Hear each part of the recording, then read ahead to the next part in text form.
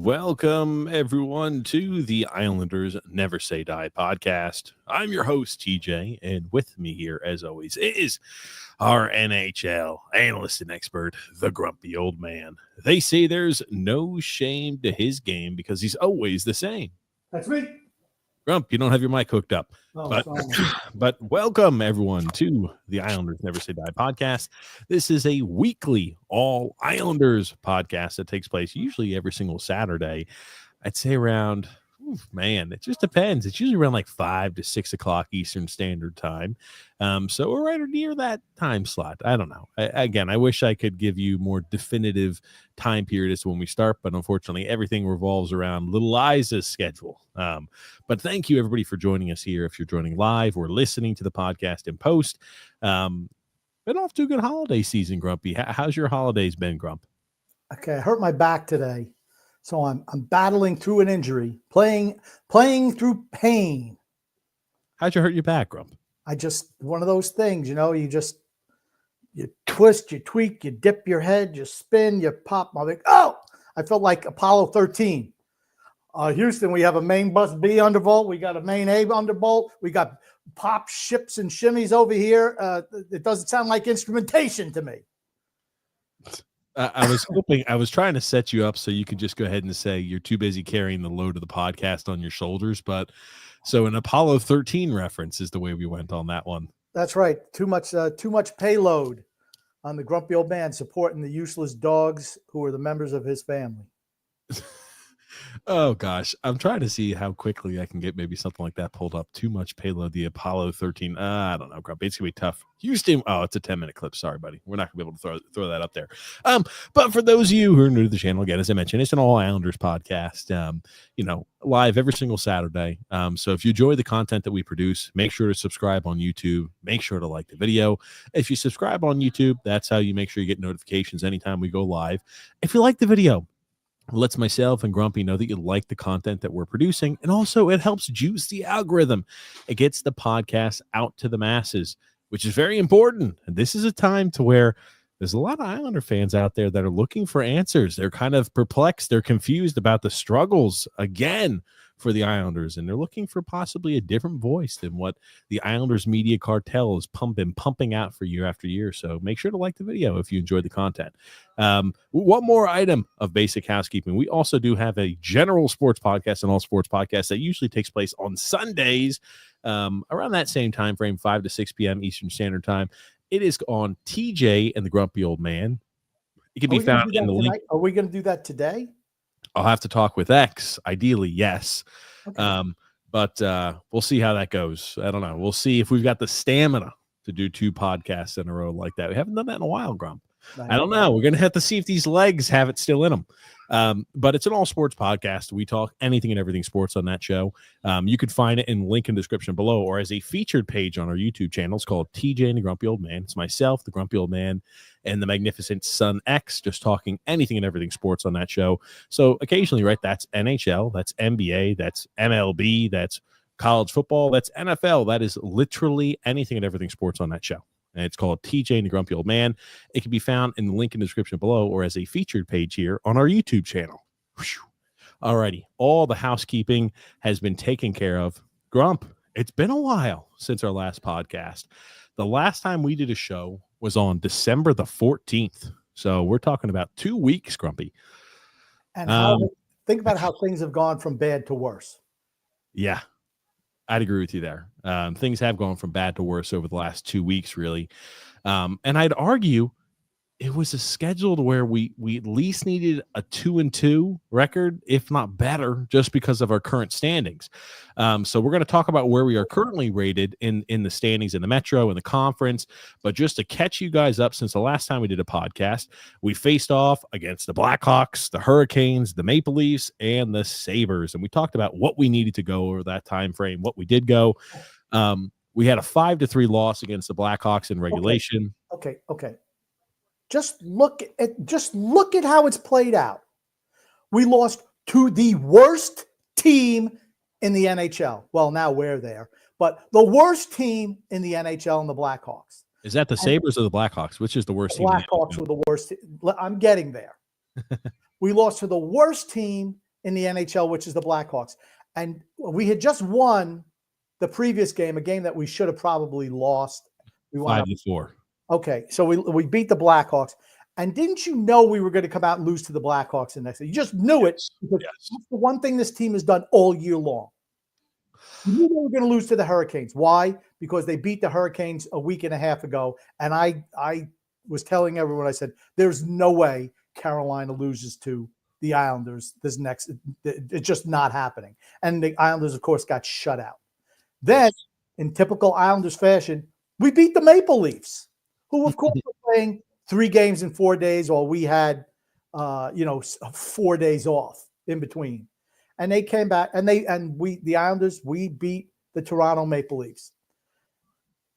I knew we were losing to the Sabres. I predicted we were going to lose to the Sabres when they were on an 8-game losing streak, 9-game losing streak. I told Phil facts that there was no freaking way we were going to be the team that lost to the Sabres. And we didn't just lose to the Sabres. We got absolutely annihilated by the Sabres. Just crushed. 7-1. They were on a 13-game losing streak, and they come in and just shit can this team. Yeah, and I think what does it tell you? Well, what does it tell you? Clean freaking house. Clean house. Well, I don't want to do a blow-by on some of these games because I think, right, it's important. I know that some of these, right, are week 2 weeks ago, and it's kind of like old news at this point. But losing to the Blackhawks, the worst team in the NHL. Now, that was, I think, was that a home game for us? I think we beat. They the beat second us. one was the away game. Okay, because I knew one was at home, one was away. That's right. The one that we beat them, that was the one where we had like a 3-goal lead with like 5 minutes to go. And if that game had 45 more seconds in it, we would have lost that one too. Yeah, that's right. We were up 5-1 on them and then proceeded to give up 3 unanswered goals. And it really made it close. Where it was like 9 seconds left. It was a 1-goal game. That was the one. That was the one where I said, I believe on the last podcast, I looked at it and I said, gosh, they scored with 7 seconds left to go. The Islanders going to lose this game. That's the mindset of the fan base now because they see it over and over and over again. A team that just is incapable of holding leads, just not capable of it. Yeah, and you know it's been like that. It was like that towards the tail end under Barry Trotz. It was like that the entire tenor of under Lane Lambert, and it's been like that the entire time period under Patrick Waugh. It has nothing at all to do with the coaches. Has nothing to do with that at all. The players. It's an issue with the players. We've always discussed the players are the bigger issue than the coach, than all of this, and who creates the ensemble of the players that are out there every single night skating for the Islanders roster. It's the general manager. But yes, we lost there to the Blackhawks. Worst team in the NHL. We get killed by Carolina. 4-0, shut out. Embarrassing. We've been shut out, I think, 5 times this year. We're only 35 games into the regular season. We've been shut out 5 times, ladies and gentlemen. That's unacceptable. You're right, though. You mentioned it. It was funny. Oh, we have a fully healthy team. The entire ensemble of the New York Islanders is healthy. Duclair's back. Barzal's back. Pellick's back. And we just beat the Toronto Maple Leafs 6-3. They're afraid. All of the people who have any sort of skepticism towards the Islanders play are afraid now of what type of run we're going to go on. We beat a team that was playing, just as you mentioned, their 3rd game in 4 nights. And their coach mentioned it in the post-game presser, too. We did beat Toronto. That is under Lou Lamoriello, the one team that we always get up for, ever since John Tavares left, is to play Toronto. Every single time we play Toronto, we always get up to play them hard, and we play them tough. So we beat Toronto in Toronto. Good win. God almighty. That loss against the Sabres, 13-game losing streak, Grumpy. Merry Christmas, Buffalo. Merry Christmas, Buffalo. We mailed it in. 7-1. Isaiah George is giving out Christmas gifts. He was no-look passing right to Buffalo Sabres to give him free breakaway opportunities. Again, 7-1 loss to a team that was on a 13-game losing streak. Hard to believe that we still keep people intact and employed after a 7-1 loss on home ice. The Islanders are the get-well game for a lot of teams now. God, 7-1 loss. Are you interested to see where we are in the standings right now? We are, because I do have a few other items that I want to, kind of provide as well to add some more context. But yes, I'm interested, Grumpy. Where do you think we are in the standings? Do you want to see the division? Do you want to see the division standings or the conference standings? Let's do both. Surprise me. Let's start division first. Okay, gotcha. And, I'll ask Grumpy, obviously we're being a little facetious. We know where we are in the division. We're dead last in the Metro division. I'll provide that here in a second. We are the worst team in the Metro. Even worse than the Rangers, who've lost, I don't know, a gazillion games in a row. They've mailed it in. Their season is over. Yes, the Rangers absolutely are as done can be. They've absolutely given up on the team. They've got a lot of cancers in the room that they have to remove. So they're chalking this season up to a loss. Yep. Think about it. They have more wins than us. Look at this. Imagine if the Rangers just had the same amount of loser points. Look how many loser points our team has. 7 losses in overtime / shootout. It's the only thing that makes us anything from, hey, we're bottom 3 or 4 team in the NHL. Dead last in the division, though. How's Pittsburgh doing? I'm interested. Pittsburgh's gotten hot. 37 points. They're 6-3-1 in the last 10 games. Oh, look at that. Looks like they're going in the right direction. Yeah, I'm telling you. And it's like, you look at it, right? There's no chance. Oh, remember all those people. Oh, the Devils, they're not that good. Oh, the Devils aren't that great. Washington's not that good. There's no chance that we catch the Devils, the Capitals, or the Hurricanes. There's no shot in hell. We are 10 points behind them. Every single No shot. Yes. You're hoping, and here's what you have to hope, that Pittsburgh comes back down to earth, Columbus doesn't continue playing well, and that the whole Atlantic Division falls off the Eastern Seaboard so that every other team makes the playoffs. It's the only shot the Islanders have of making the playoffs. That's it. God. That's it. Look at the Atlantic Division. Just eyeball the Atlantic. I like to look at the Atlantic Division because, hey, what the hey, right? That's the other direction. Maybe go the other direction. Yeah. I'll pull it up here. Toronto, one of the division, 46 points. Florida, 46 points. Boston, 46 points. Here's another team that we're not going to be catching. Boston has 42. 42. I'm sorry, 42 points. Here's another team that we won't be catching in a wild card race, either the Boston Bruins or the Tampa Bay Lightning. The Tampa Bay Lightning have 3 games in hand over us, and they are a whopping 7 points ahead of us in the standings. All of a sudden, Ottawa is playing like a team. Ottawa, I'm telling you, Ottawa's 8-2 in their last 10 games. Ottawa has the goalie. Remember, we talked about it. They addressed the big need. They've got the goalie. They committed to a rebuild. They said, we're going to suck. We're going to acquire and we're going to draft a whole bunch of young players year after year after year. We're hoping we're going to hit on some of those. And guess what? Right now, if you're an Ottawa Senators fan, you're saying, wow, Drake Batherson's looking pretty good. Jake Sanderson's looking pretty good. You start to look at the roster, you're like, man, Tim Stutzel's looking pretty good. Kachuk's looking good. All of these young guys that you've committed to are finally starting to round the bend, and your team may make the playoffs this year. I'm happier as an Ottawa Senators fan than I would be as a New York Islanders fan at this point.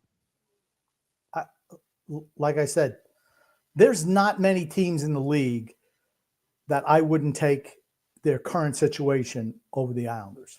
Yeah. And Detroit fired their head coach this week or whatever. I mean, they've been miserable this season. And they brought in McClellan. And he's a good coach. I mean, is he going to win your Stanley Cup? No. But I'll tell you what, he brings some structure to them. All right. Detroit beat us 3 out of 3 this year. I mean, maybe they should have kept Lalonde. Well, unfortunately, they don't have the Islanders. They couldn't beat anybody else, but they sure beat the hell out of the Islanders.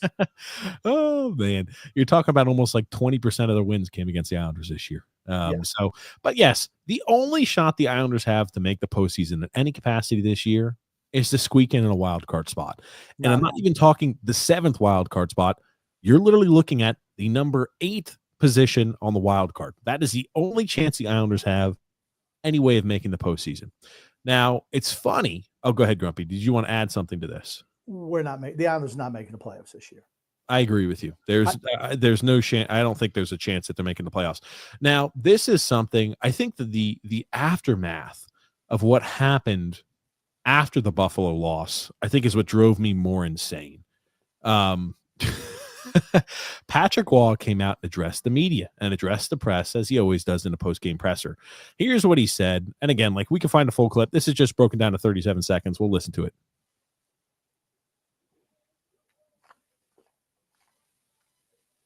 I don't think you're okay. You're not going to be able to hear it. Don't worry. I'll just repeat it to you. I'll just read it to you, Grumpy, because it's not going to. Just trust me on it. I've got it on the Twitter page. It's tough to hear. The volume's not great. I don't think we were as bad as the score showed.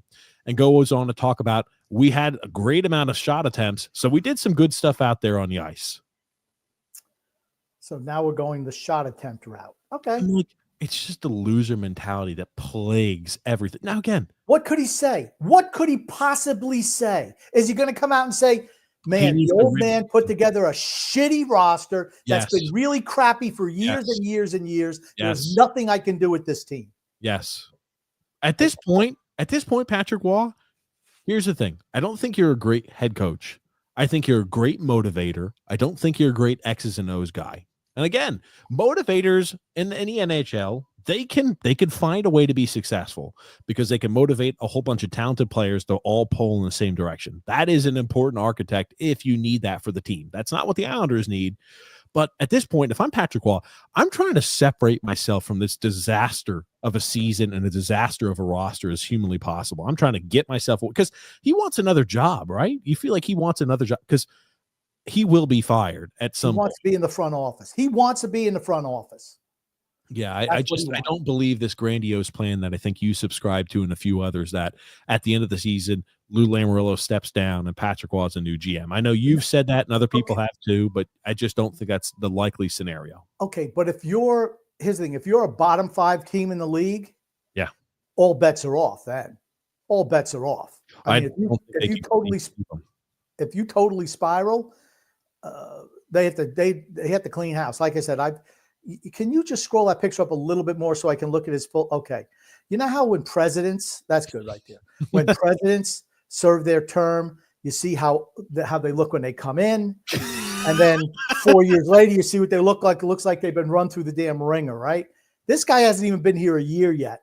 And I don't even think he had gray hair when he came here, started the season. I know he did, of course.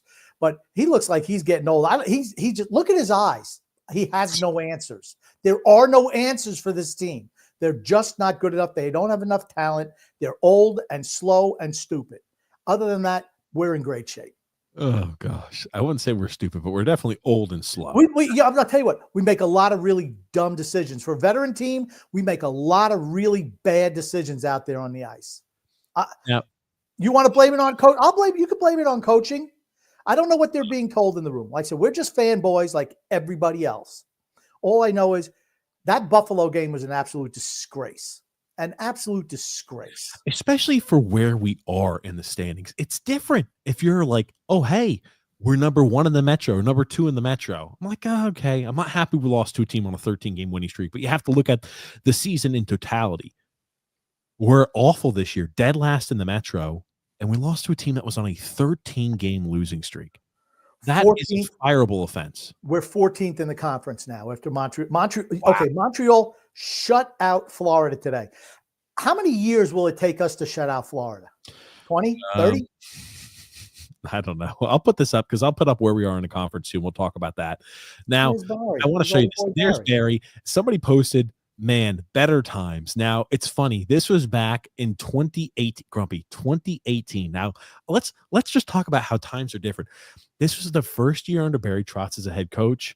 Our team had been miserable year after year after year, and we were just in a spot to where, hey, if we made the playoffs, that was a success because of the amount of failure that had been rife in this organization for years upon years upon years. So just making the playoffs was great. The team, right, Lou, and everybody came in saying, hey, we're going to need to make some adjustments.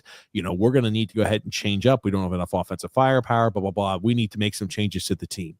Barry comes in, we get immediate success. It's just fun. I like listening to it, and hopefully the audio comes through well on this. But it kind of put a smile on my face. I'm like, think about where we were now, 2018, 6 years ago, Grumpy. Wow. This podcast has been on air for 6 years. Let's listen. Coach, thanks so much for your time. Congratulations on the win. Merry Christmas. We'll see you at Barclays Center in a couple days. Absolutely. And Merry Christmas to everybody out there. We got great fans. Obviously, my first year in the island, how passionate they are. We love you guys, and have a good Christmas. Just think about it, man. Things were so much more jolly at that point where it's like, man, our team. Nobody had expectations of the Islanders that year making the postseason, and we did. And then, it was just, again, Trotz did a great job. Wound up getting shit canned by Carolina, as usual, same old refrain. But Yeah. I mean, what were the chants in the Buffalo game of the fans? Do you have any of that sound? I do have. Well, I got some video from the Buffalo game, Grumpy, and I want to get your opinion. Now, these are yikes. It's bad. I'm telling you. I think it's only a matter of time before ownership starts to realize. Now, I don't want to schizo spiral on this show because there's a lot to cover, but I definitely can schizo spiral all over the place on this because I think it all ties together.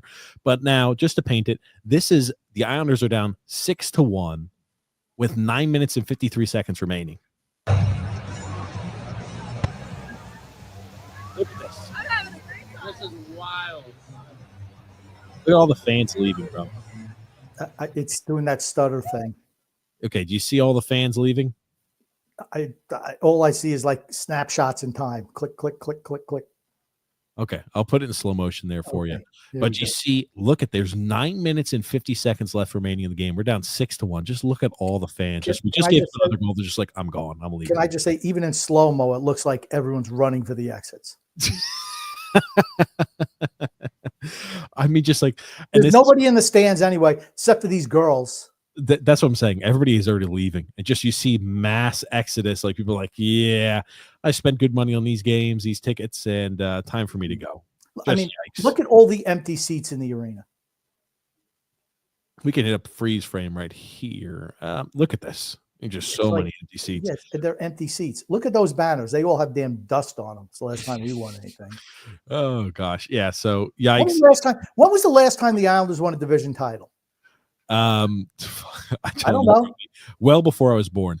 Now, Chris Botta posted this, and it's absolutely correct. So the last 5 regularly scheduled seasons, regularly scheduled seasons, I'm sorry. So this is not including like the COVID years when things were a little bit shorted and truncated there with the amount of time. Can I say one thing about Chris Botta? Yeah, go ahead. You know he hates the Islanders now. I understand. Now, which is cool because it doesn't make this any less true. Yes. But he's got he's grinding that axe a little bit. It's funny, even though he hates the Islanders, and I think he's very dubious of the Islanders, not the Islanders per se, but management. Yes, Lamoriello management.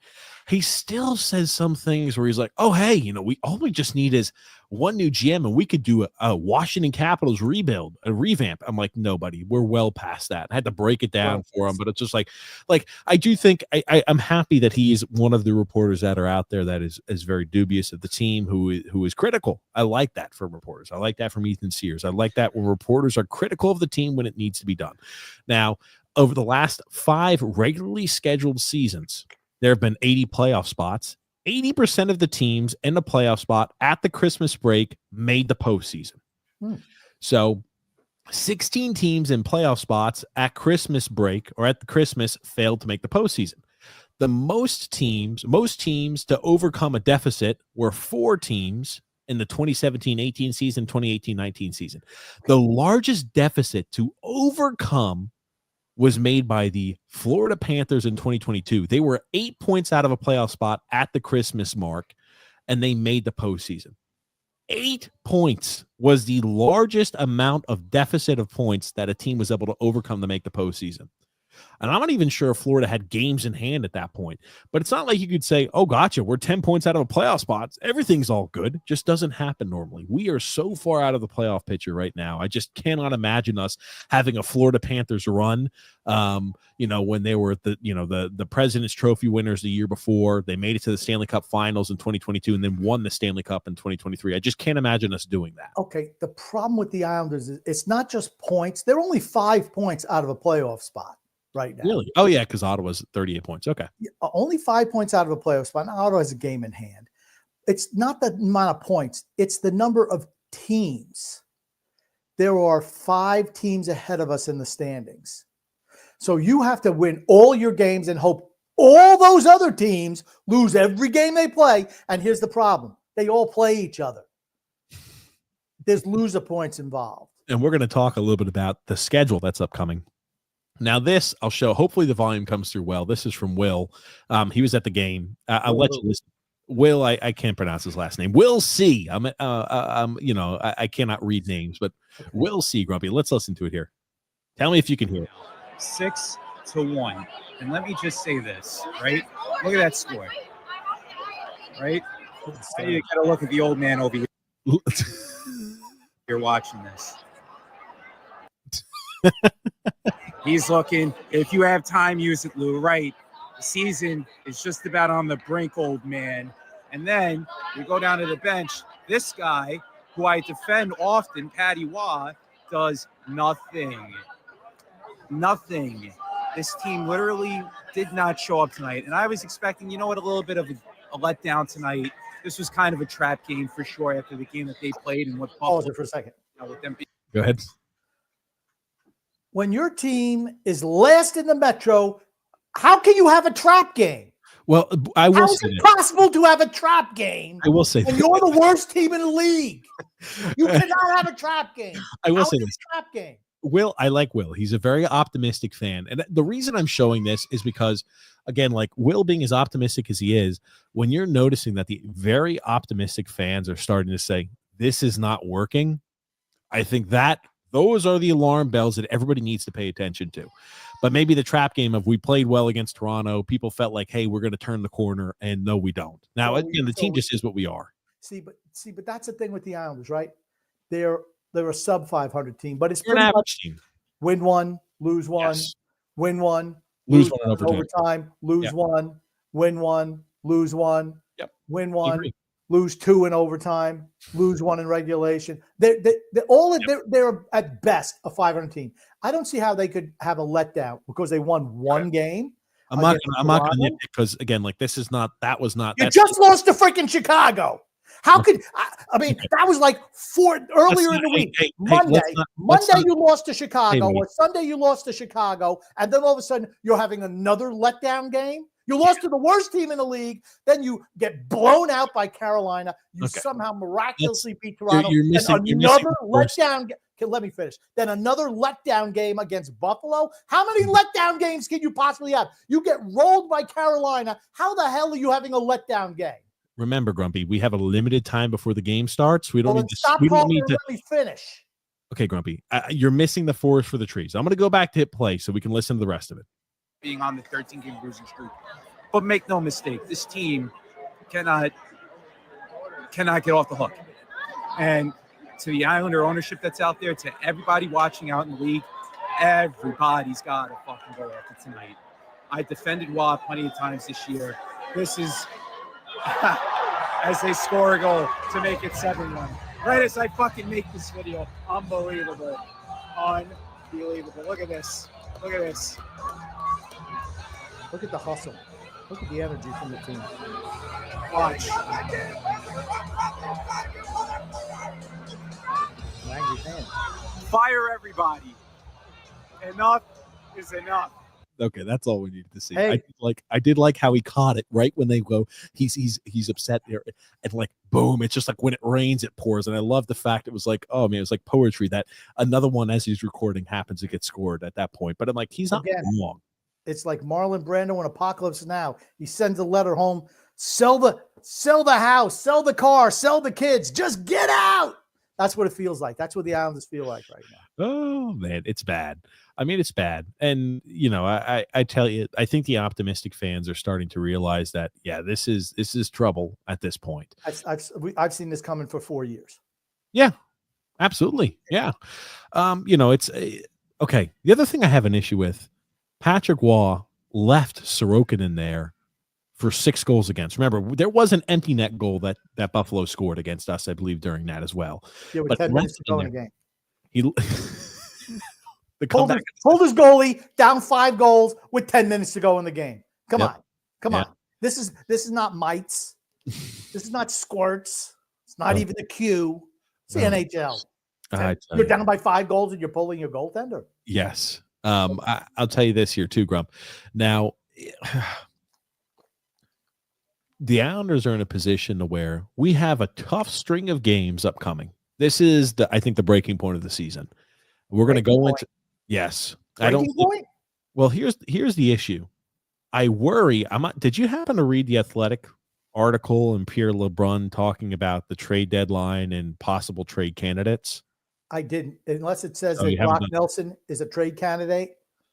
Well, here's the bad news, or the Lou news is what I'll say on this.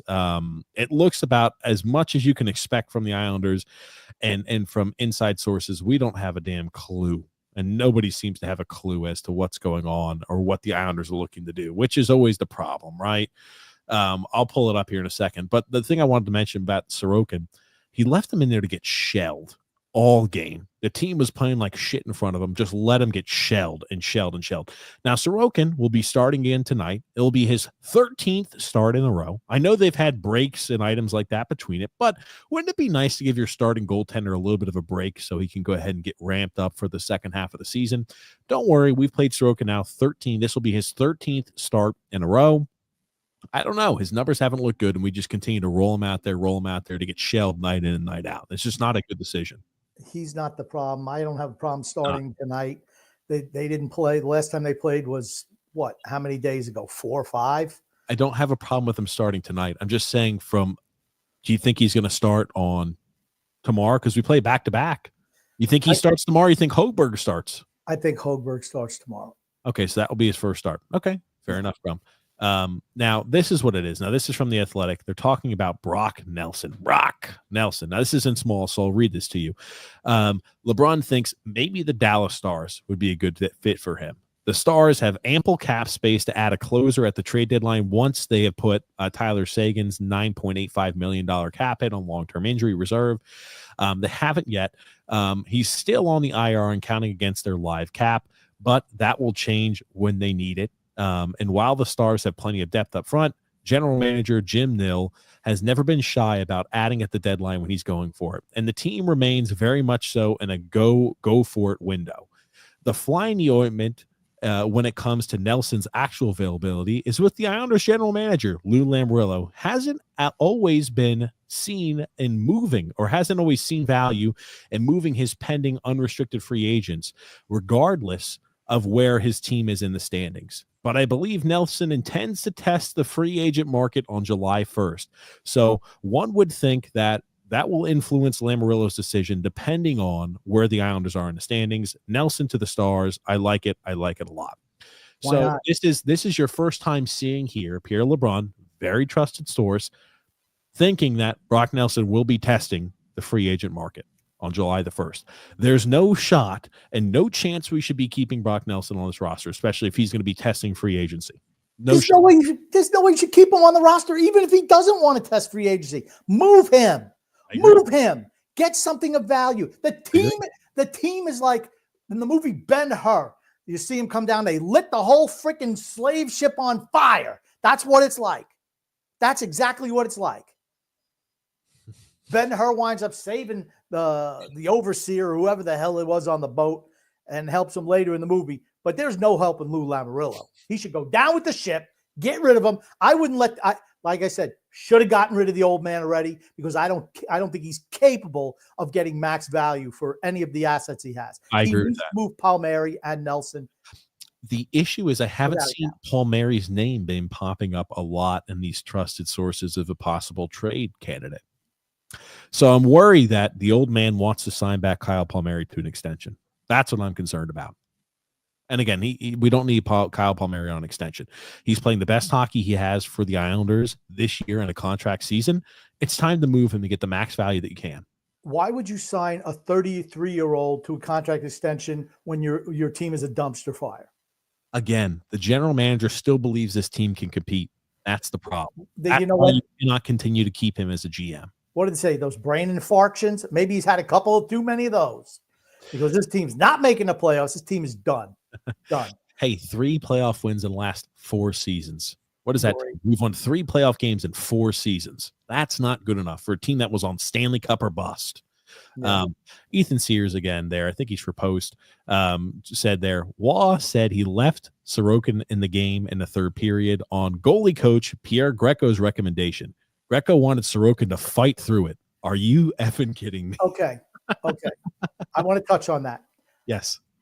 That's the stupidest thing Patrick Waugh could. He should. You know what? Even if it is true, he shouldn't have said it. Yes. He's the number one crybaby. When he got left in the game to fight through it, he went up to the GM in game and said, "I'm never playing here. You trade me."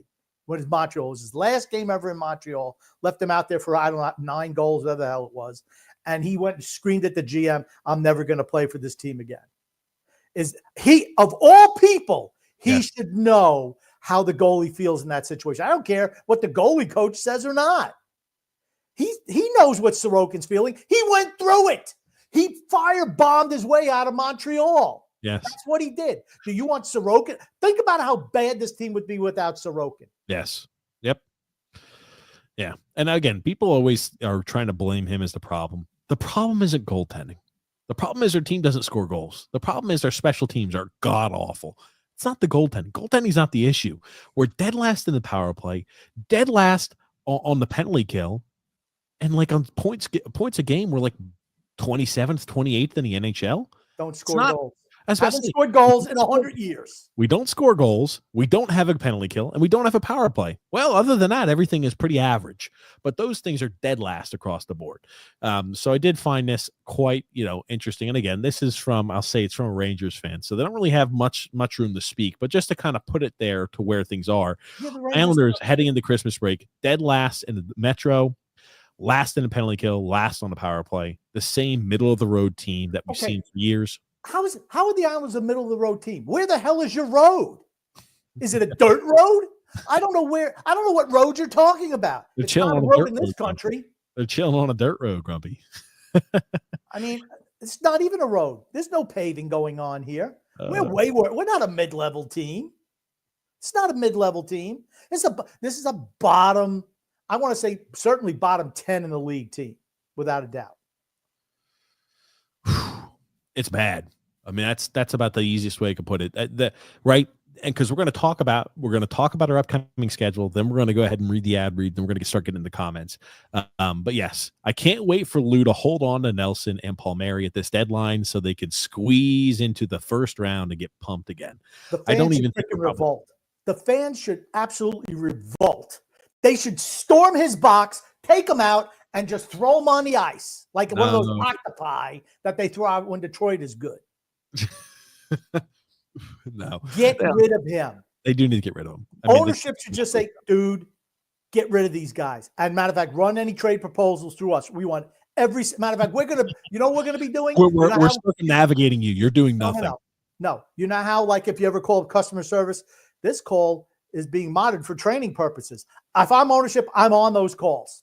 I'm on every one of those calls. And as soon as somebody says, "Oh, I'm going to offer you 2 first." Well, I think I'll wait just for like a second. Hit him with the cattle prod. This is a teachable moment, Lou. Oh gosh. That's what they need. What's need to happen? They need to get rid of him. He just needs to go. Yes. He just needs to go. He's finished. That's fine. He served his purpose. He won Stanley Cups with the Devils 20 years ago. It's almost 30 years ago now, buddy. No, they won. I think he won in 2000. I think they won, or Did he? 2001. I think 2003. I think they. It's 20 years. It's a good 20. Here's the thing. Think about it. It's been long enough where we can debate the decade. It's been a really long time ago. That's forget. all I'm saying. Again, 20 years, 30 years. I mean, it's like you blink, it's like, it kind of meshes together 20, 30 years ago. Anyway, so Hey, we won last millennium. Great. this is the item I want to talk about. Marvel Cinematic Universe hadn't even started yet. Well, last time he won a Stanley Cup. Okay, think about this. Was the internet even popularized at that point where it was very well integrated in 2000 or 2003? I think so. I don't know. Dial-up, I'm sure, was pretty much how people got on the internet.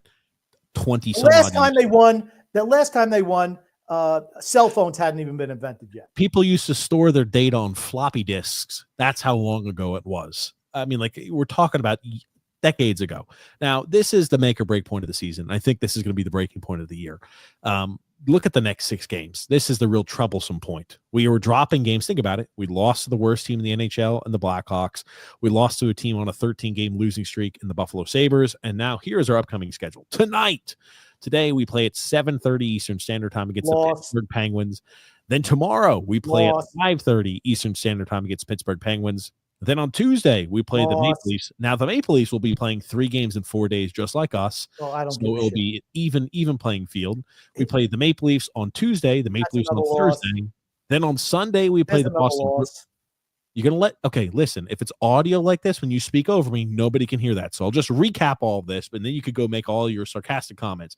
So we got Penguins today, Penguins tomorrow, Maple Leafs on Tuesday, Maple Leafs on Thursday, Boston Bruins on Sunday, and the Vegas Golden Knights on Thursday. So right now you've got at least 4 of those teams I'd say are locks for the postseason, and maybe Pittsburgh squeaks in as a wild card spot. 6 games, Grumpy. What do the Islanders need to do over the next 6 games? They're going to lose all 6 games. They're going to go 0-6. In regulation or in overtime? They're going to get rolled in regulation. No, you know what? Here's the thing. The worst, here's the problem. The fact that they beat Toronto 6-3. Yes. Means Toronto's winning these next 2 games because it's all within like a week when they got beat. Same thing with I'm going to use the same Carolina thing that I used before. Carolina went in coasting. Oh, it's a shitty Islanders. We'll beat them. We always beat last them. in the division. They come out and they win, and then you knew the next game that they played the Islanders that Carolina was going to shit can the Islanders, and that's what they did. That's what you're going to see with the Maple Leafs. They're going to go, okay. Guess what? Austin Matthews is back too. Yeah. So when he comes back, that's the end of that. Like I said, I think the season's over. This is the final nail. It's going to get nailed in the coffin. Yes. These next 6 games. They're going to lose, and they will lose, I will say, at least 5 of those games. I think we probably go 1, 3, and 2. Oh, we're not. I don't see that. Maybe 0-6. Oh, my God. Could you imagine? Now, here's the thing, how fickle the fan base is. If we beat Pittsburgh both games back-to-back, the Islanders are back, guys. The Islanders are making Islanders back. Islanders are back. Only 6 points out of a playoff spot. Who cares? Pittsburgh's not in a playoff spot. Yeah. I'd say, right, like I think Pittsburgh, realistically, if you're on board thinking, hey, the team is still good enough, we can make the postseason as a number 8 wild card spot and make a magical run to the Stanley Cup Finals. If you're in that category, I think the team needs to probably go 4 wins, 1 loss in regulation, 1 overtime loss over these next 6 games. Okay. I don't think that's a likely scenario either. They can maybe beat Boston. Maybe. Because I don't think Boston's very good this year either. Okay. Maybe they can beat Boston. They're not beating the Golden Knights. Yeah, no shot. That is not happening. Yeah, I agree. And I'm telling you what, they're going to lose it to Pittsburgh. Maybe they get an overtime loss against Pittsburgh, against Maple Leafs. And I just think Pittsburgh's playing well right now. I think that these are big games for them. Sullivan's a better coach than Waugh. Dubas is a better GM than Lou. They got Sidney Crosby, Malkin, Letang, and it looks like who's been playing goal for them? Is Jari? Well, Jari's pretty good in the regular season. He just sucks in the playoffs. So I think we could easily go 0-6. That's all I'm saying. Could go 0-6. We could be New Buffalo. lose 13 in a row. Oh gosh. Yikes. Oof. That's all I've got to say. Yikes, yikes, yikes. Continuing along here though, Grumpy. Team, right? We're going to be struggling, I think, over the next few games. Yikes, bad. Simple as that. I think the best thing, though, is to have a definitive answer. I think continuing to lose games is probably better for the direction. I don't think there's any way, shape, or form, if we're still sitting dead last in the Metro, that, you know, at the start of June, that we're adding this year or not selling pieces. What month? The beginning of January. Oh, okay. That first few weeks, right? No, not June. But like, yeah, if we continue to lose games over these next few marks, I think that at that point we're starting to actively look across the board to sell pieces. Can you fire another head coach in season? I don't think you can. I don't think you can either. How would a GM fire another head coach and have a fifth head coach in 4 years? How can you do that? Don't know. At some point in time, you got to look upstairs to the buzzard circling around the building. Yep. Oof. Let's get into our ad read here today. We've got 2 ads today to read. First is from DraftKings. It's the most wonderful time of the year for getting in on all of the hoops, football, and hockey action at DraftKings Sportsbook. In the season of giving, we're being gifted college football and basketball, pro football and basketball, and pro hockey too, almost 24/7. And here's the gift. Here's the gift for all new customers. You can bet $5, you get $150 in bonus bets if your bets win. Download the DraftKings Sportsbook app now and use the promo code THPN. Again, that's promo code THPN to get $150 in bonus bets if your bet wins. When you bet just $5. Happy holidays from DraftKings. The crown is yours. If you have a gambling problem, call 1-800-GAMBLER, or in New York, call 877-8-HOPE-NY or text HOPE-NY. And Connecticut help is available. If you have a gambling problem, call 888-79-7777 or visit ccpg.org. Please play responsibly on behalf of the Boot Hill Casino and Resort. You must be 21 years or older, and age or eligibility varies by jurisdiction. It's void in Ontario. Bets must win to receive the reward, and bonus bets expire 168 hours after issuance. For additional terms and responsible gambling resources, see dkng.com/bball for that information. We also do have an ad today to read from Game Time. You heard us talk about Game Time before.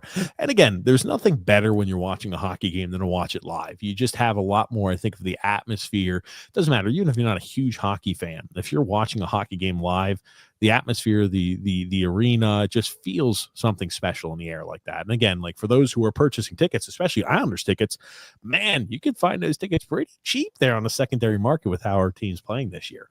So, and I'll tell you one thing, it's a great spot to look at is through Game Time. You've heard us talk a little bit about Game Time before in the past, kind of the cool features that they have and the way I think it kind of separates itself.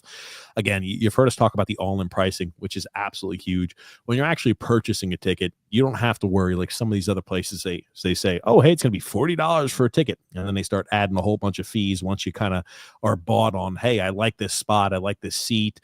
You know, I like this area that I'm going to be sitting at. And they add like, you know, another $40 per ticket. So with the convenience fees and all this other garbage. The thing I like from Game Time, they tell you exactly what the price is, all-in pricing. So it's not like you have to worry about doing mental gymnastics trying to figure out, okay, once I agree on the seat, what is my actual purchase price going to be on these items? I like that. They also give you the seat view. So if you're purchasing a seat, it's good to see how your angle is going to be. Is your viewpoint going to be obscured by anything? So I think that's really nice there for the seat view. And they also have the lowest price guarantee, or Game Time will credit you 110% of the difference. I tell you, that's a real game changer. And at least for like the ticket coverage, I think for the purchase, you know, it's covered by the most flexible customer service policy in the ticketing industry. I'll tell you this, it takes the guesswork out of buying tickets when you use Game Picks. So download the Game Time app and create an account. Use the promo code THPN for $20 off your first purchase. Terms apply. But again, create an account and redeem the code THPN for $20 off. Download Game Time today. What time is it? Game time. It's game time, Grumpy. Oh, X. Sorry, Stephen V. X accidentally blocked you from being able to ever comment. He fucking X. Hopefully he got that. Come on, X. He just removed you from the chat. Oh, yeah. Okay, perfect. So maybe X fixed it or Drew did. Sorry about that, Stephen V. But X fat fingered it and screwed up. So hopefully that gets fixed. If not, I'll have to take a look at it later on today. But let's start getting into some comments there, Grumpy. We've talked about it. You think the Islanders are going to have 6 losses here over the next 6 games? Is that correct? Realistically, what are you thinking? Realistically, I think 1-4-1 is about the best they could hope over those 6. And they're going to have to win like tonight. They'll lose tomorrow. Oh man. I tell you one thing. I'm so disgruntled with the team and how, like, there's, believe it or not, there's still sections of the fan base who believe this team is good enough to compete for a Stanley Cup. They're drunk. They're all meth heads. Well, they're definitely on something. Crack now, addicts. I wanted to show you this. Is funny. Now, against the Toronto game, they were celebrating John Tavares. I don't know what milestone he hit. And I want you to look at the bench, and then this person zooms in on Matt Barzal. Oh, crap. It's probably not up on the screen. I'm sorry. Here it is, Grumpy. They're celebrating John Tavares for something, but look at Matt Barzal. Everybody's hitting their sticks on there, kind of like celebrating them. Matt Barzal, not a bit for it. It's obvious. Okay, but he's on the ice. So he's on the ice. It's the guys who aren't on the ice who bang the sticks. Okay. You don't see the goalie running over the side and start banging his stick on the board. You don't do that. Oh man. Jesus. I tell you this much. Yeah. The kid who won the Calder. He was the kid who won the Calder. The kid who won the Calder. That's right. That's Yeah. right. God almighty. So I tell you, the let's Was start X able to fix that for Stephen V? I don't know. We're gonna have to look at it later. X messed it up, but let's see here. Good job, X. Yeah, X is doing his normal thing. Again, never shows up, or when he does, he makes mistakes. I'm just kidding. Matthew D. Grumpy. Danny Nelson was an excellent game today. He's been developing very nicely. Eiserman making plays. They have great chemistry together. I don't care. I will say this. It is in the World Juniors, and they were playing Latvia. So I will say we may just want to like hold the horse. That's like saying, oh, great, the Islanders or Team USA beat Team China. I'm like, the Latvia doesn't have great China. Team China. Yeah, but again. Okay, here's the thing. That's great. They're not close to making this team. Yep. Rick Roma says, currently, who is the better general manager, Lou Lamoriello or Steve Eiserman? I think they're both bad at this point. Does it matter? Both teams suck. I think they're both bad. I will say, I think Stevie Y has made a lot of poor decisions with drafting players. He likes to go for a lot of the European prospects. A lot of guys who are more finesse, who are like from Sweden, from Finnish league. It's just, I think he's been drafting the wrong guys. I think he's done a lot of good things, but he's been loading up the team with the wrong type of player. His free agent signings are horrid. That too. His free agent signings are awful too. It's not the draft picks. It's his free agent moves have been disastrous. I mean, you got to hit on your draft picks when you're having them like that. It's the same issue we had with Snow. His free agents moves are the worst in the league. His free agent moves are awful too. No complaints. They're good young. Their young core is good, but he gives ridiculous term to below average players and too much money. That's his problem. I believe both general managers are awful at this point. I mean, Stevie Y, I think now with hindsight being 2020, I could absolutely admit this. Stevie Y benefited from being gifted a team that had guys like Stamkos, Hedman, Vasilevsky, all these guys that were already on the roster. That benefited him and then the organization. And those are a lot of future first ballot Hall of Famers. He benefited from that. He drafted some of those guys. He couldn't get them over the hump. That's the problem, because guess what? He's not good at what you need, that final piece. He doesn't want to trade away prospects. Just doesn't want to do it. That's true. That's true. I mean, that's, like I said, Broussard had to come in, move some prospects, and then all of a sudden they started winning championships. Yep. I think Stevie Y is far from perfect. I think he's had his issues. I think his seat is getting hot. I mentioned that last episode. He should be on the chopping block this year. If he hadn't been an icon in Detroit, he'd already be gone. Yep, I agree with that. Matthew D. Grumpy. How bad is the video of Wah apologizing for the team's play? The disconnect between Lou and everyone else is becoming very visible. Get him the hell out immediately. 100% agree. Did you happen to see that, Grumpy? I did not. He came out like in an open practice and talked about, oh, we need to do better, all this other type of stuff. He came out and spoke to the fans that were at the open practice here yesterday or today. But Thomas A. Grumpy. Greetings, gentlemen. Hope you had a wonderful Christmas. Did, thank you. With that, do you see or predict any substantial moves in forms of trades made by Lou prior to the trade deadline? Team must improve. Okay, you want to touch on that real quick, TJ? I think it's a wild card at this point. I think Lou, the Mad Hatter, may still keep guys, and I think that would be an awful decision for the franchise. Okay, for me, I don't think you. How do they expect to improve the team? I don't think nothing they can do in season. They need to move guys. Thomas, they need to rebuild. Right, it's a full-on rebuild now. But what I'm concerned about is that Lou won't do that, and we're going to let assets like Brock Nelson and Kyle Palmary stay on the roster this year because we're fighting for a playoff spot, and we're going to lose them in free agency because we shouldn't sign them back from where our team currently is. So we'll squeak into the playoffs maybe. We'll get beat in the first round, and we'll lose guys like Brock Nelson and Kyle Palmary who would have gotten you at least 2 first-round picks back in return. And with the guys who are on the free agent market, you should be able to get a king's ransom for Nelson and Palmary. Absolutely. Yep. Free agency is really, really not a lot this season. Now is the time to strike while the iron's hot. Get rid of those guys. Their play has tailed off dramatically like I knew it would. I said, if you remember, I hate to be I told you so, when they were both hot in November, I'm like, move them now. Their value is never going to be higher than it is right then. Yep. Nelson's not the same player, even close, and Palmary's cooled off. I think Brock Nelson's completely disinterested. Looking at the way he played, he's disinterested in the team. I think he is as good as gone. Here's Patrick Waugh. First of all, I want to say thank you to everyone here with us. Can you hear that at all, Grumpy? Or are you going to struggle? A little muffled. Okay, I'll try here. Also want to say thank you for your support. Don't get me wrong, we're not happy the way we've been playing in front of you guys. But I will say this to you, we're going to keep working extremely hard to make everything that I don't have a problem with them doing that. Okay, as a fan, I never would clap at something like that. I don't have a problem with them saying this either, but I'm getting goosebumps. People are like, yeah, we're rallying the troops. I'm sorry. Okay. You know what? I kind of appreciate, if I'm a fan, I appreciate him coming out because believe me, he didn't have to do that.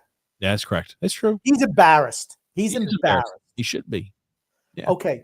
But he wants people to know he's embarrassed too. You know what?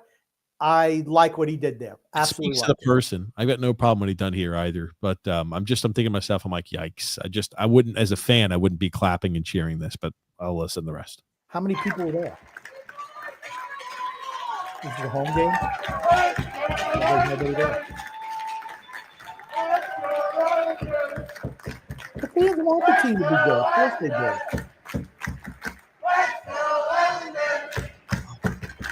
Good for him. Like I said, I have no problem. Like I said, it's a practice. I thought it was just a regular game. There was nobody there. It was an open practice, Grump. I thought nobody was there, and there was obviously not that many people there. So you go flex crew, Grumpy. The James Higgins kid looks really good, and he grew up playing at the same rink I did. Ownership should be doing everything they can to make it a possibility. He's going to be the number 1 pick in the draft. They're never going to get him unless they win draft lottery. In the lottery. Okay, you go, JP Grump. Now that lucidity is finally setting in, the state of this franchise only took 3 years. Can we please start seriously talking about the returns we can expect for the current New York Islanders to be traded? I think for both of them, I think you realistically expect a total of 2 firsts and a second. I think that is maybe like a first for Palmary and a first and a second for Brock Nelson. Prospect. Or comparable. Somewhere like that.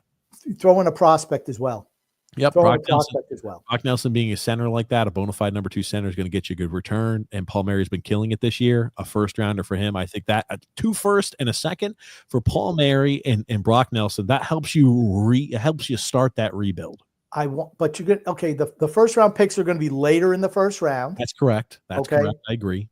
And supposedly next year's a really good year of the draft. Like I said, I don't know. It's too early for me to know how great the draft is. But next year's supposed to be really good. I'd push for a 2026 first round pick. And I'd want a prospect thrown in too. These guys would be the biggest names on the market come free agency. You got to get more than just a first round pick for these guys. Okay.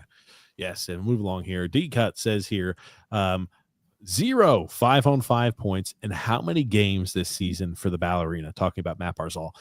We've mentioned this before. Patrick Waugh wants guys to play just like Barry Trotz did. I want my star players playing 200 feet game, throwing body checks and fighting for pucks in the corners.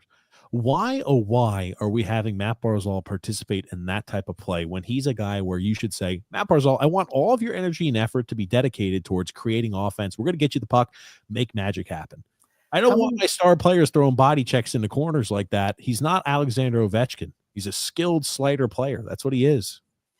How many games has Matt Barzal even played this year? 10? Maybe like 10 games. 5? I don't know. Yeah, broken up by an injury in half. So, Mike, I'm not complaining about it. Matt Barzal is the most skilled forward on our team, but we're asking him to play a full 200-foot game, throwing body checks in the corner, playing like a grinder. If somebody wanted him in a trade, would you move him? Yes, I would. I don't think there's anyone on this team that I'm saying, you know what? No adopts, and you want him to trade? If See the you later. return's right, Everybody. see you later. Every single person. Everybody should be on the block. Yeah. I will listen to offers on everyone. That's right.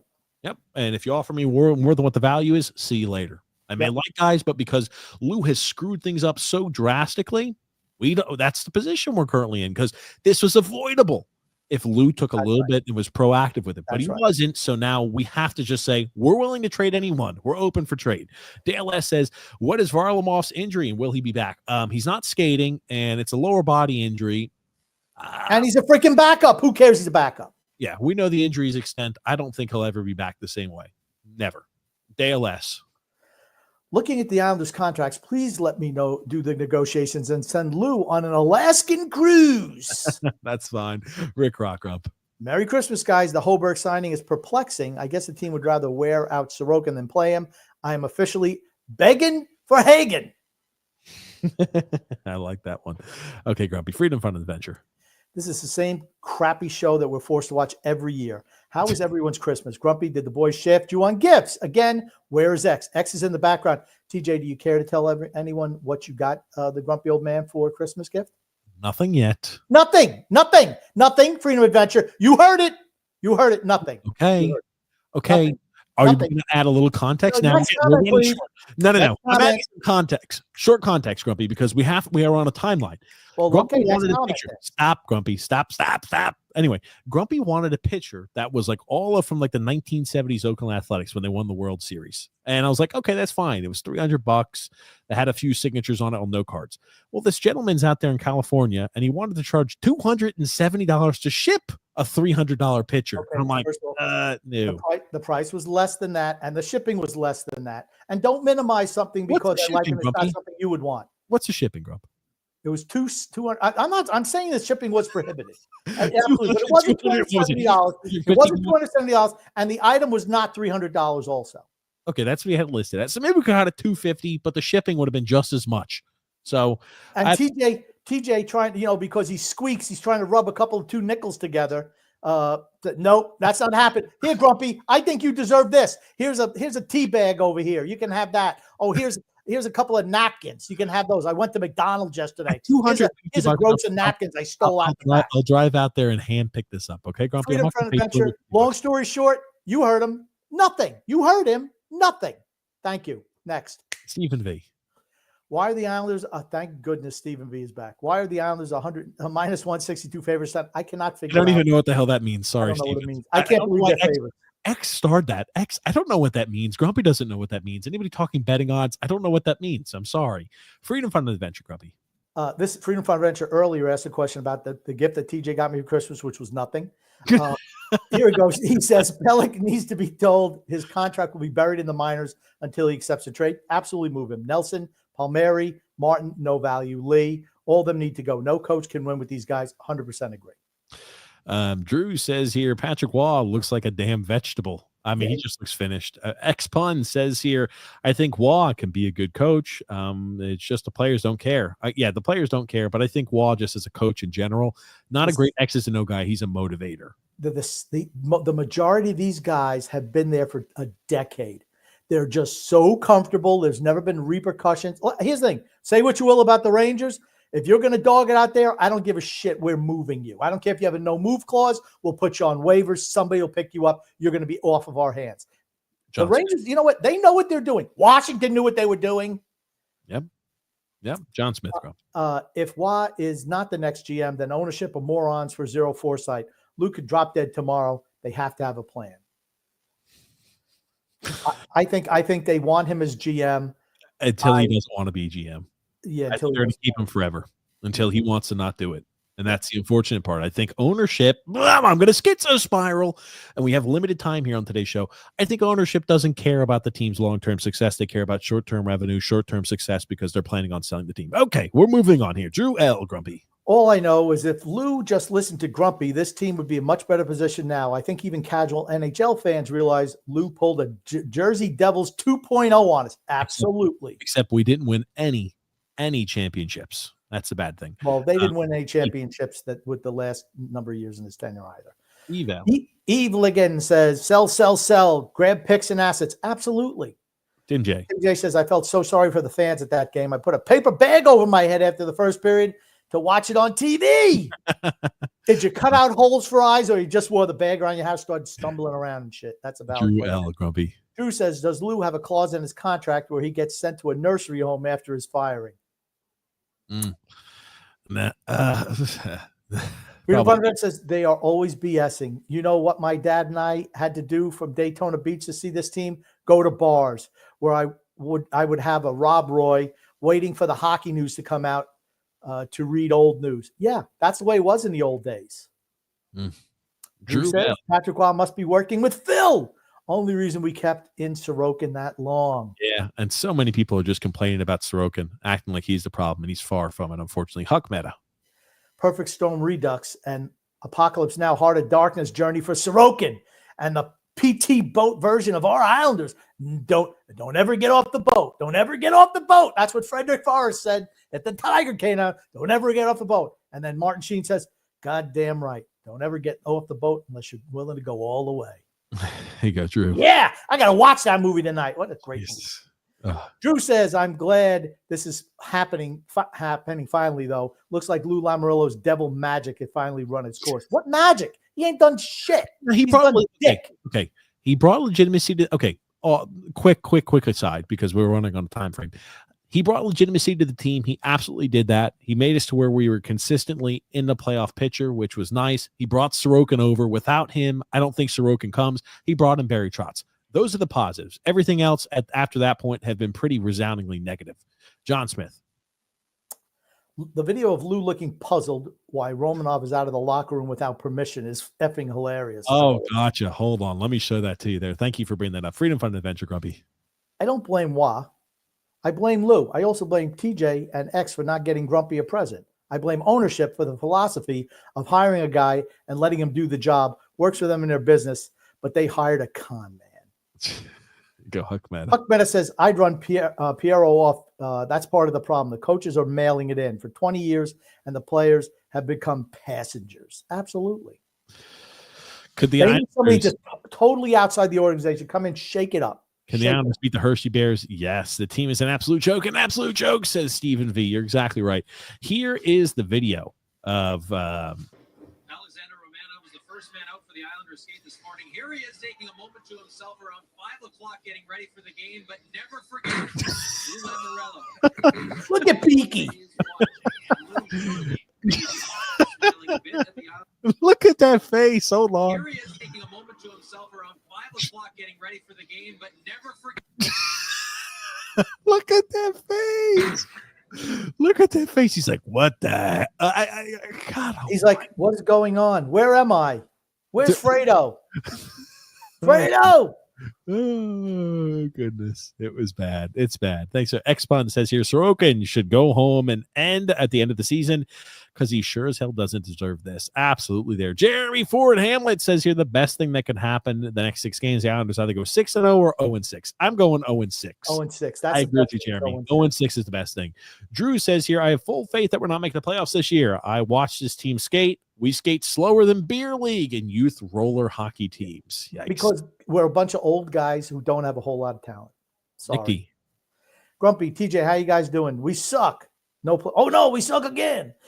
No playoffs. Fire Lou Lamoriello and his son Fredo immediately. I'm done with this team. While Lou and his are a part of this garbage. God. Oh man. Oh, we do hope Lou had a nice Christmas. Well, Chuck Bennett says Wah gets fired only to leave a vacuum for Fredo at the end of the year. Shit. I'd love to see Lou behind the net to stand atop of this mess in the last few days. Go out proud, Lamoriello. oh God Almighty. Oh man, I tell you. Continue along here. Stephen V said Drew fixed it. Thank you, Drew. Thanks, Drew, for getting that fixed. Thanks for fixing X's mistake. Thanks for the update, Drew Grumpy. Look at how long it took the Devils to finally get out of the abyss Lou left them in. They just recovered now. It's true. It's true. The last division was 1994. That's 30 freaking years ago. I was 1 year old. I was 1 year old at that point. God dang. Yikes. I've never seen the team that good before. I want to see the team that good so badly, but not happening. Remember the circle jerk you guys had when the Wings hired Eiserman. Yeah, okay. I like the Eiserman hire. That's okay. Hold on, D-Cut. Let's be fair. That's a TJ-ism, not me. That was me. And I'm willing to admit when I was wrong, and I am. Simple. So, again, not afraid to admit. Only took him 6 years. I'm willing to admit when I'm wrong. No problem at all about that. Look at how long. We already did that one. I'm sorry. Okay, here you go. Freedom Fund Adventure. To bring a positive vibe to this funeral, Danny Nelson and Cole Eiserman are playing great hockey at the World Junior Championships against Latvia and Kazakhstan and Bumfuckistan. All those teams. Okay, Drew L. Grumpy. James Higgins looks like another great prospect from Team USA. Unfortunately, with the way that he's been playing, he's looking like he's going to go top 5. Not sure if this team is bad enough. He's supposed to be number 1 overall, I heard. Oh, man. Here's the thing. If you get a little bit of lottery luck, we could be picking top 5. Dan L. Says, and his lovely family says, Nelson and Palmary are not fetching much in the trade market. They should have traded them a while ago. Thank you very much. I would still trade them for any kind of asset. True. But you can get stuff for them. You can. Yeah. Continuing along here. Cut site revenge. The most we're going to get for trading our aging 30-plus-year-old Islander players are late second-round picks or third-rounders. I disagree. Yeah, I think you're wrong there. We're going to get picks. Those guys are valuable right now. Drew L. says here, to be in contention for the position in the lottery, or if a loser will give up our pick again. Yikes. No, I don't see him trading our first-round pick this year. Dan L. I went to the Sabres game a few days ago. I had a discussion with some very nice fans about the team. I was astonished at how many people are blaming everything on Sorokin. So low IQ, dumb fans. I mean, it's all it is. He's not the problem. When you just look at it from a pure statistical standpoint, we're bottom 5 in the NHL in scoring, but we're blaming our average goaltending so far this year as the reason why we're losing games. Hey, if Sorokin doesn't stand on his head and look like a Hall of Famer every year, he's the problem. Yeah, you know who spins that narrative? There's some people who spin that. That loser, Phil. That's right. Dumb fans, Grumpy. Dumb fans spin that. I just have one question for Dan. Did you see any big scar on the side of their heads where maybe a prefrontal lobotomy was done? Huck Metagrump. But we'd rather get another Hosang. So this team has Mel Brooks written all over it. We should be laughing. Oh, man. You know who Mel Brooks is, TJ? I know who Mel Brooks is. Thank you very much. He's an actor. Can you name one movie he acted in? Yeah, Braveheart. Next question. Drew L. Come on, let's keep going. Braveheart. Mel Brooks in Braveheart. Okay, just go ahead. Hammer him in the comments. Drew says, honestly, Malkin should just sell the team. Would be better off for all of us. Mel Brooks in Braveheart. Who's in Braveheart? I thought it was Mel Brooks. Or is that who's that page? Gibson. Was that Mel Gibson? Yeah, it was Mel Gibson. Thanks. Yeah, I didn't know there was Mel Brooks. Gibson. Braveheart. Pop up Mel Brooks. I want to see Mel Brooks wearing a kilt in Braveheart. Okay, hold on. Let's hold that out here. Freedom Fund Ranch says, is there another former GM the Islanders could hire an advisor role to prevent Lou from losing trades at the end of the year? Mel Brooks is looking quite old to be playing in Braveheart, Grumpy. Yeah, no kidding. Yikes. 98 years old. Just to let TJ know, he was like the writer and director of movies like Young Frankenstein. Yeah, come on. I don't care. Baseballs. Not Braveheart, though. Freedom Fund Adventure Company. Keep moving along. Cooper, defensive back Cooper, and Mel Brooks in Braveheart. Freedom Fund Adventure says, I enjoy calling out the players and GM to their faces. He's trying to make them have some pride. Spoiler alert, they do not. These guys are so fine with losing, cashing checks, and living large. 100% agree. It's a cul-de-sac crew mentality. You heard it here first. You heard it here first years ago. The cul-de-sac crew. Way too comfortable. Stephen V. Panthers score shorthanded 10%. The Islanders kill 12% of their penalty. Yeah, think about that. I don't know if those numbers are exact, but it'd be pretty good if it was. 0-6 would be amazing, says Drew. Okay, JP. The more I listen to the show tonight, the more I want to take Malcolm Ledecky and company out on a ride tied to the back of my car. Bed and blanket. Show Watt talking about the Islanders' performance. Please, X, make them show it. I'll always love you. Ooh. I think we already showed it. So, X, you got yourself someone who loves you. Stephen V says, I bet hockey guy drops Islanders power ranking into the 30th spot. So yes, there was a homework assignment that I did not do, and I'll apologize because I knew today would be jam-packed. Vince sent us a clip. We're going to talk about it next time, and it won't be ancient news by then. But he was talking about, and again, a third party talking about the Islanders and a viewpoint on the Islanders. We'll be bringing that up. It'll be next episode. We were just on a time constraint today. Head of the table says here that loser Phil's Facts thinks that this team is going to be fine and make the playoffs. LOL. He's lying. He's lying. He actively bets against a team all the time. I'm like, I can't even with him. I can't. He's just lying. I'm just going to say, when Phil talks to me personally, he has a totally different point of view. You can tell when he's throwing fire bombs at the fan base. He's just a Mott and Bailey guy. It's all it is. Just making shit up online. Just going, as soon as he gets pinned on one area, he's like, I'm going to try to bring it somewhere else because I know I've lost this one and I don't want to even give it credit. So Rich A, and it's like you can't even have a discussion with him a fair discussion with him because he just won't participate. Go ahead. The worst part is if things stay the same, we'll pick 8 or 9. The pain will continue. Yeah. Huck Meta. Live hockey. World League would be nice to start the ball rolling at Quebec City with the reintroduction of the Canada Cup as the NHLPA alumni initiative with is that the Women's League? Yeah, probably. Who cares? Okay, Next. Mr. Meat. I'm sorry, guys, but this team is an absolute train wreck. I just can't do it anymore. That's why listen to us. You'll have somebody commiserate on. Phil's Facts is ruined TJ. I don't know how he's done that. Let me tell you something. They're very, very similar with two totally different viewpoints. I have to referee the two of them. Yeah. Head of table says the issue isn't coaching, it's the players that stink. Absolutely. The Isle ship says here, Lafayette beat Team Canada. Yes, I did. I looked that up. 3-2 on December the 27th. So maybe that Lafayette team's pretty good. I'm saying they just shocked the Canadian team. It wasn't. They were ripping the shit out of the Canadian team for losing a lot. They shouldn't lose. Yes, I mean it's an unacceptable loss. Maybe they thought they were the Islanders losing to the the Blackhawks and the Sabres. Who knows? There it is. Isle Ship says Eiserman and Nelson were very good to watch. I think we might actually have a future.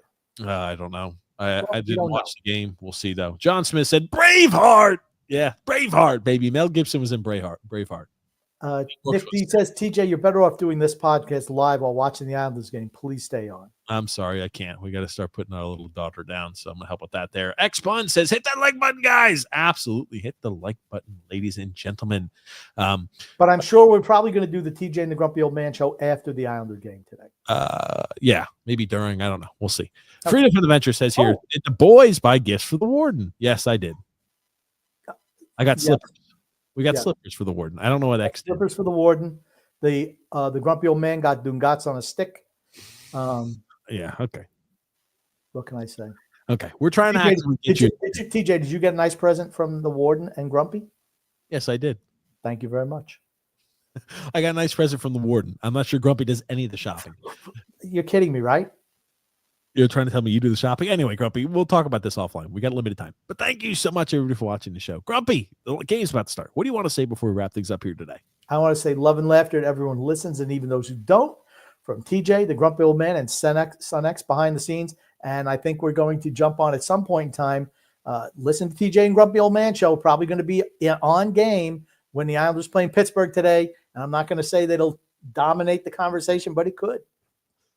Grumpy, look at this. Freedom from Adventure. Grumpy, this may be a low blow, but I bet you even Lou's family bought her a Christmas gift. I'm sure they did. Fredo got himself a job as GM of Bridgeport. I mean, you can't do better than that. Oh, goodness. And he stays there forever and ever and ever. But thank you so much, everybody, for watching the show here today. We'll be live with you guys next Saturday. Thanks, everybody, for watching. Merry Christmas. Happy Hanukkah. Happy Happy New Year coming up. Happy New Year. Yeah, everything. The whole kabang. Let's go Islanders. Let's go ahead and make things definitive. Let's not give anybody reason to think that this team could squeak in as the 8th spot and go ahead and lose in the first round of the playoffs like we always do. We need change. Simple as that. But thank you so much, everybody, for watching today. Thank you, Grumpy, for your time. And we'll be with you guys next time.